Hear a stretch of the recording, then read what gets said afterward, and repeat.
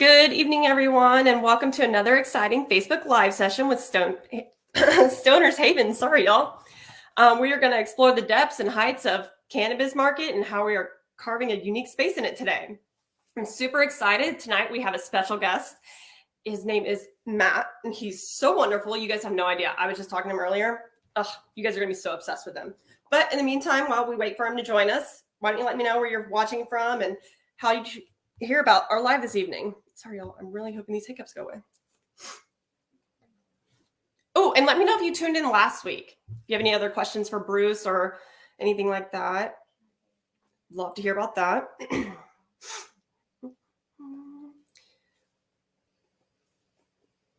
I don't know. Can you see the comment? I cannot. Oh, yeah. Back home in ABK, I'm part of the Stonehaven team. Love it. Hi, Zaya. How are you? Glad to see you again. Means I didn't scare you off last week, and that's always good to know. SA. What's SA? Nobody laugh at me, but somebody tell me what SA is in the comments, because not even a little. Oh, you're lying to me right now. Last week was great. I love how Bruce explains the growth. Me too. Listen, I was terrible in like science and history, like the educational part of school, but Bruce, he's like a cooler Bill Nye. You know what I mean, guys? Like, I love listening to him. I could all night.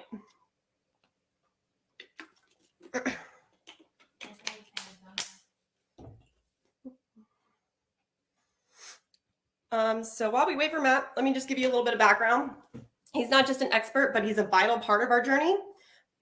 He's creating a haven for all the cannabis enthusiasts and investors. So really excited to get him on here and kind of explain more about the investor side with you guys. And I know you guys are tempted out there. You guys are like almost like teasing, like, we're thinking about it. I'm going to need one of you guys to do it because like they're going to take my hosting rights away. And I really kind of like hanging out with y'all. So by the end of the live, I'm begging for one of you to like invest. It's just $100. Like come on, $100. Let's like, I don't know.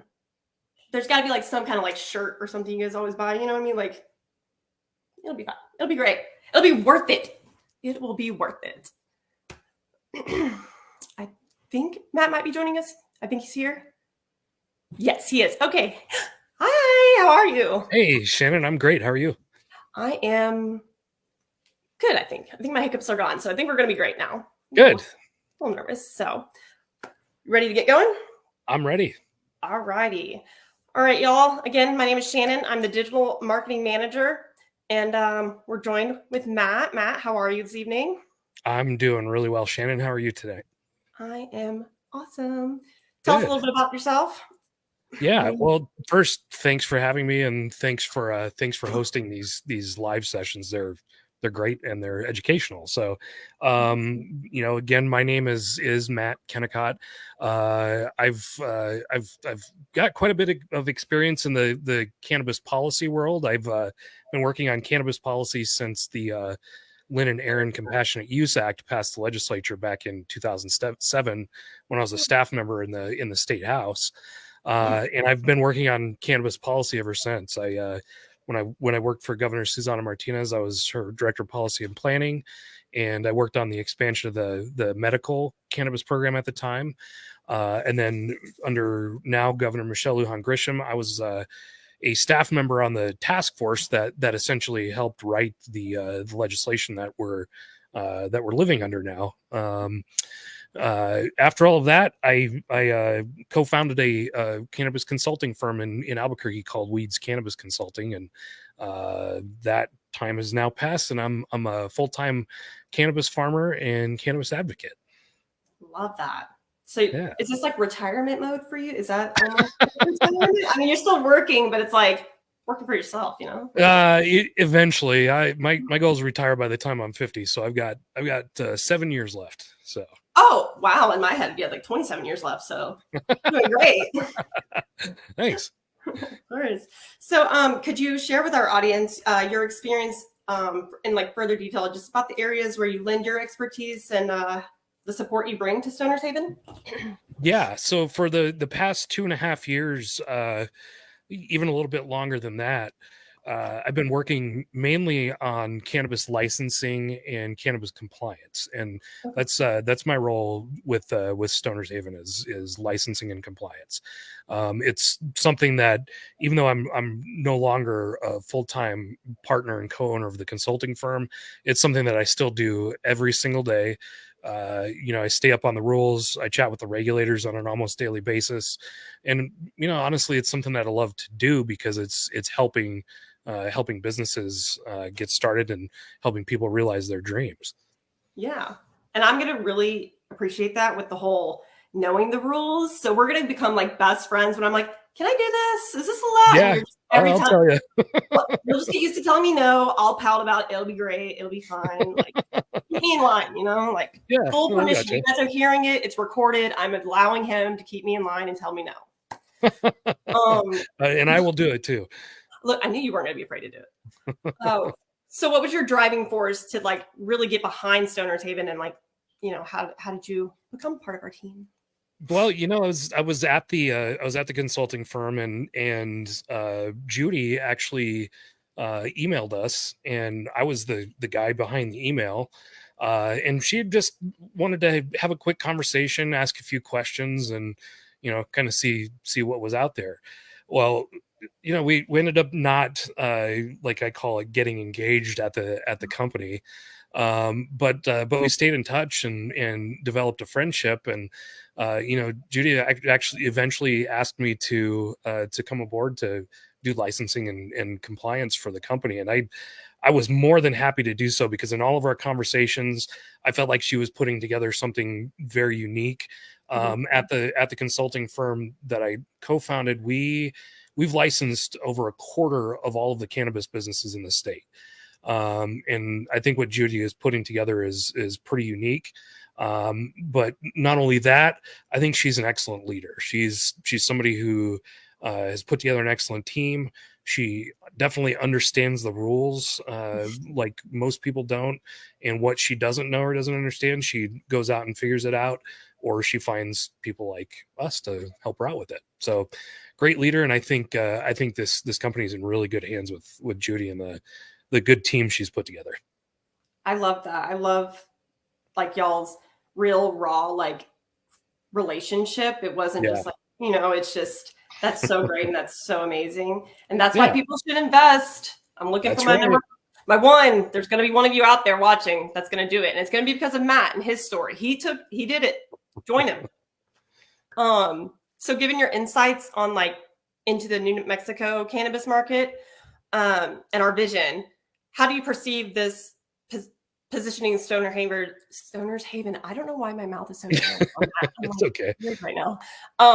For success, like how do you? Yeah, looking across the landscape, there's companies that have figured it out. There's companies that are figuring it out, and there's those that will never figure it out. Unfortunately, that's just the business we're in and the market space that we live in. I think the vision that's been laid out by Judy and her team is unique, because while it is vertically integrated, which is not unique in and of itself, some of the ideas that she has brought to the table on how to make the distribution happen better, how to get her grow team operating on a more efficient level, like all of those things I think are pretty unique in the way she's not only brought the team to the table, but with how she's setting the company up. And that's really going to, I think in future years, help Stoner's Haven stand out from the crowd. Most definitely. I agree 110%. And I usually don't agree with men, so I'm glad you agree with me. Thank you. So, to delve into the future of New Mexico cannabis industry, based on your observations and recent experiences, where do you see the industry heading, and what steps should be taken to propel it forward? Yeah. I think here in the next 4 to 6 months, we're going to start seeing a kind of a leveling of the industry. Prices on the wholesale side, especially for flower, have been fluctuating a lot in the last year. This time last year, at a harvest for outdoor cannabis, we were sitting at about $2,200 a pound. Today, we're sitting anywhere between $500 and $800 a pound. On the retail side of things, I think what we're going to start seeing is businesses starting to close up shop because they're not able to keep up with the competition. They're not able to compete in a very crowded market that's honestly still has room to grow. But you're going to have those managers and there's those teams that are doing their homework. With their regulations, because CCD is going to be cracking down on businesses that aren't doing things the right way. Doing their homework on their consumers. You have to know your market.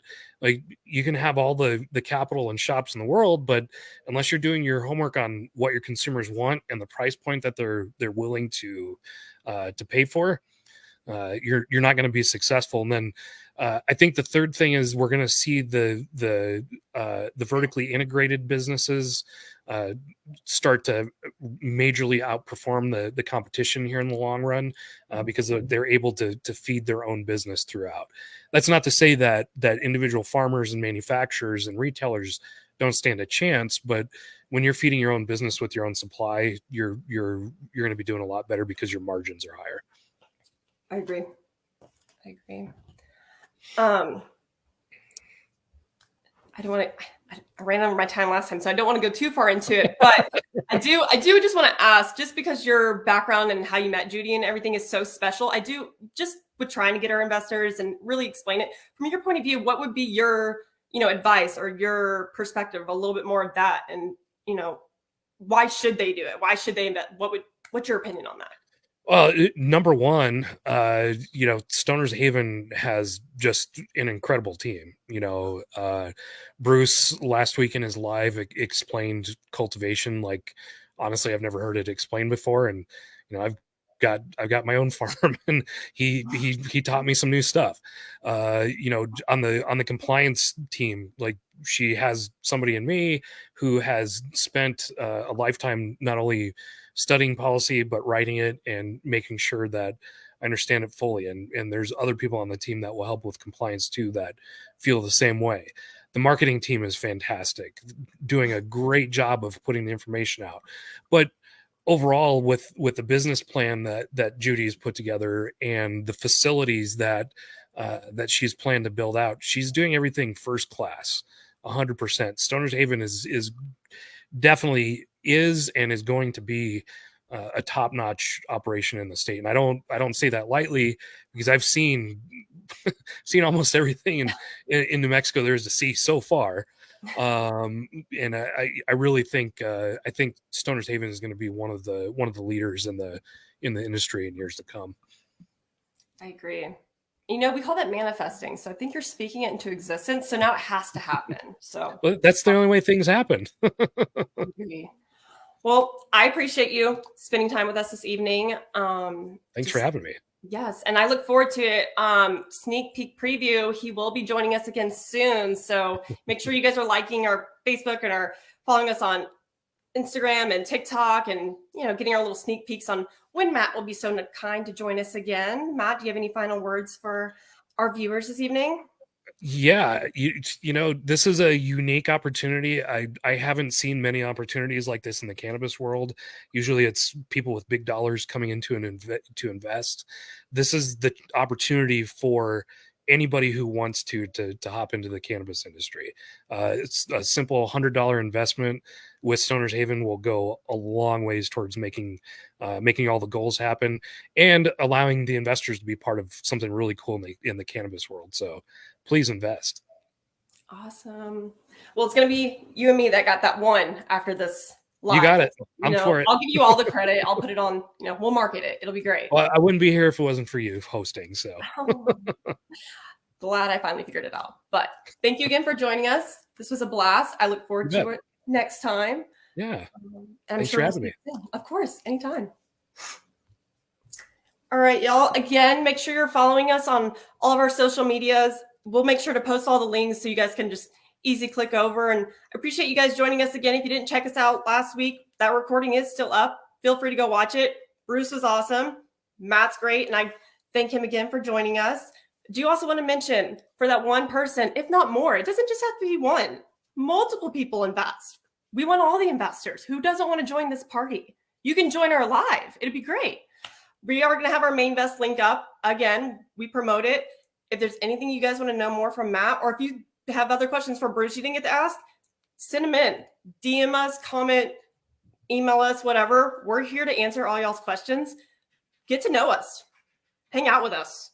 I enjoy this. It's a weekly live, so we'll be back again next week. And let us know in the comments too. What is something you want to hear? What's something you want us to talk about? Who's somebody on our team you want to meet? Just let us know. And thanks for joining us, guys. We'll see you next week.